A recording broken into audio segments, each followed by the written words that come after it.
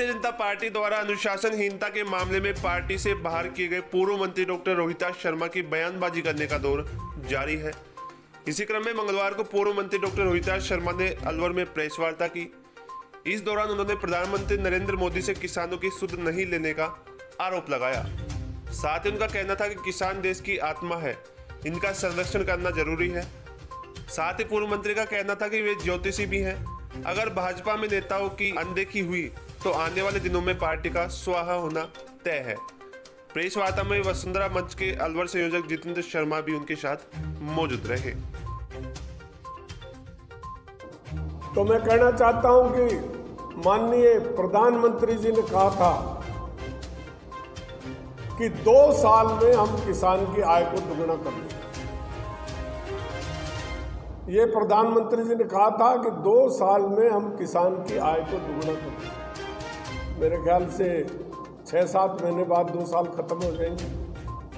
लेकिन किसान की प्रॉब्लम जो कि तू है, किसान आज सड़कों पे है और कोई भगवान से भी बड़ा नहीं होता। भगवान भी झुकता है भक्तों के आगे। त्रुटियां सबसे होती हैं। प्रधानमंत्री जी ने आज तक उनकी सुध अभी तक नहीं ली। मैं प्रधानमंत्री जी से निवेदन करना चाहूँगा, किसानों की सुध लो, क्योंकि पंडित जी ने कहा है, दीनदयाल जी ने, कि जिस देश का किसान, भारत का किसान भारत की आत्मा है। अगर इसको प्रोटेक्ट नहीं करोगे तो किसको करोगे? अभी सब बड़ो है। मतलब ऐसा अध्यक्ष जिन्होंने पहली बार एक आकर अपनी महिमा मंडित करे, मतलब इसका मतलब यह है कि उसको कोई जानते नहीं लोग। अपनी महिमा मंडित की उन्होंने। दूसरा सबसे बड़ी गलती करी कि आज तक जिलों की कार्य समिति में ex minister, MP, x MP, माननीय सदस्य, जनप्रतिनिधि, भूतपूर्व अध्यक्ष, वर्तमान अध्यक्ष, ये सब लोग मंच पर बैठते हैं। आज तक की परिपाटी वसुंधरा आती तो आपने देखा कई बड़े नेता आते, चाहे ओम जी माथुर कोई, तो ऐसा लगता है मंच टूटेगा। और इन्होंने 3-4 अपने चेहरे, दलित वर्ग का भी भारतीय जनता पार्टी ने पहली बार दलित वर्ग का भी ख्याल नहीं किया कि 2 दलित वर्ग के नेता जमीन पर बैठे थे। आपका जब अलवर ग्रामीण का और अपना वो कठुमर से मंगलाराम कोड़ी, ये नीचे बैठे रहे। इनको मंच पर बैठाना इन्होंने उचित नहीं समझा। ये किस मानसिकता का परिचय दे रहे थे, ये हमारी समझ से बाहर है। हमने इस बात का उजागर किया। उसके बाद फिर मेरे खिलाफ जब खुद की नहीं पार पड़ी तो इसने नेताओं से स्टेटमेंट दिलाना शुरू किया।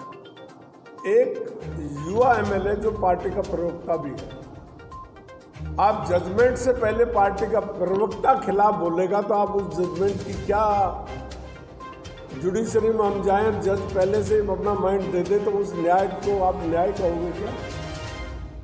प्रवक्ता को बोलने का कोई अधिकार नहीं था, जब क्योंकि मेरा मैटर अभी अंडर डिसीजन था। प्रवक्ता ने कहा कि ऐसे व्यक्ति को जिसको भारतीय रीति नीति का कोई ज्ञान, वो बीजेपी के बारे में कोई ज्ञान नहीं, एक्सीडेंटल आए, बाई चांस इसमें आ गए, इस तरह का एक स्टेटमेंट जारी किया। मैंने उसका तुरंत स्टेटमेंट का जवाब दिया, जो बहुत महत्वपूर्ण जवाब था। मैंने कहा, भैया तू पहली क्लास का स्टूडेंट है, यंग लड़का है, नया आया है, तुझे तो इन चीज़ों का ज्ञान है भी कि नहीं है, पर मैं उन गुरुओं के नीचे काम कर चुका हूँ जिन्होंने मर्यादाएं कायम की, जिन्होंने परंपराएं लोकसभा और विधानसभा में जिन्होंने परंपराएं कायम की, मैं उनका शिष्य हूँ। तू मुझे राजनीति सिखाएगा? मैं बेस्ट बोला हूँ। और विधानसभा में विषय ऐसा है कि मुझे बीजेपी के खिलाफ भी बोलना पड़ा तो मेरे पर अनुशासनात्मक कार्रवाई नहीं होगी। वो मेरी जनहित में बोलने की स्वतंत्रता है, आज़ादी है। एंटी डिफेक्शन में वो आता है, कार्रवाई करने के लिए वो आता है जो व्हिप के खिलाफ वोट डाले, जो व्हिप के खिलाफ वोट डाले। तो यहाँ ना तो कोई व्हिप के खिलाफ मैंने वोट डाला, ना कोई और। यहाँ तो मैंने मन की भावना को व्यक्त किया था कि कोरोना जैसी महामारी कोई नहीं है, और उस पर इन्होंने मेरे खिलाफ एक्शन कर दिया। जब प्रदेश अध्यक्ष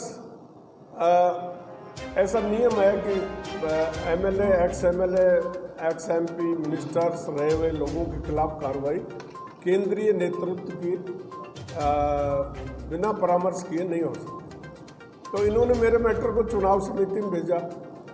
चुनाव समिति ने, मैंने लिखा कि मेरे को बुलाकर सुन लिया जाए। सारे न्यायालय आज तक का ये हुआ कि जो न्यायिक जस्टिस होता है, जो जस्टिस के लिए बुलाकर लोग पूछते हैं, मुलजिम को भी बुलाकर पूछते हैं, उसकी भी सुनते हैं, पर भारतीय जनता पार्टी का प्रेजेंट नेतृत्व बिल्कुल हिटलरशाही नेतृत्व है। उन्होंने मुझे बुलाया नहीं। चुनाव समिति को लिखा, प्रदेश अध्यक्ष को लिखा कि कुछ लोगों ने ऐसा कहा है कि आपने पत्रकारों को और सबको, केंद्रीय नेताओं के लिए अपशब्द कहे और इस तरह का बोला। मैंने कहा बुला लो, जिसने कहा उनको भी बुला लो, मुझे सुन लो। इन्होंने मुझे नहीं बुलाया। इन्होंने मन में ठान ली। इनके पीछे कारण ये था कि मैंने अलवर में वसुंधरा रसोई चालू करा दी। अब वसुंधरा रसोई चालू करा दी तो पूनिया जी को ये बात अच्छी नहीं लग रही थी।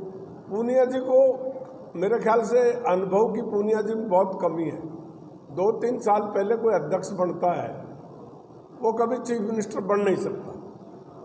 उनके मन में ये आ गई कि मैं तो चीफ मिनिस्टर बन गए, ये वसुंधरा कहाँ से आ गई। और उन्होंने इस विषय को तूल दे दिया।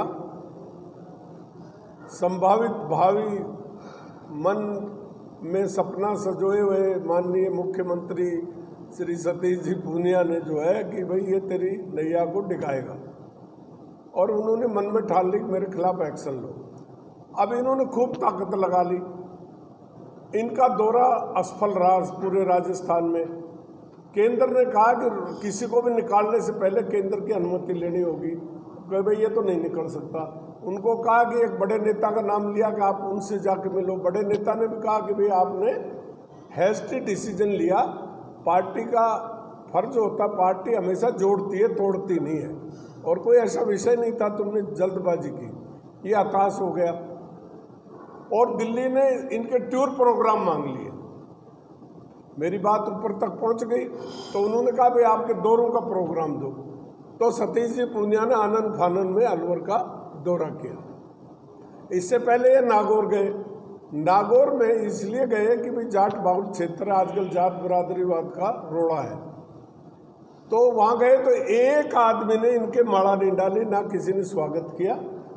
कुछ युवा मोर्चा के लोग जो जब शहर में पहुंचे तो कुछ युवा मोर्चा के, तो इनका निराशजनक रहा और बहुत हताश हुए।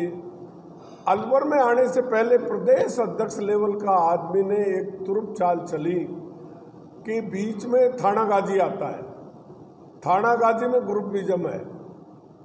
इसने मैनेज किया, बुला के कहा कि जो शक्ति परीक्षण जो मुझे दिखाएगा भीड़ किसके पास है, दौरा वर्किंग कमेटी का, और ये शक्ति परीक्षण में जुट गए वहाँ। और इन्होंने मैसेज किया तो लोगों ने सोचा भीड़ जुटाई, तो वहाँ अपने अपने लोग गाड़ी घोड़े लगा करके, ऐसा कोई अध्यक्ष नहीं करता कि अपनी तरफ से कोई गुटबाजी हो। इन्होंने थाना गाजी में गुटबाजी की।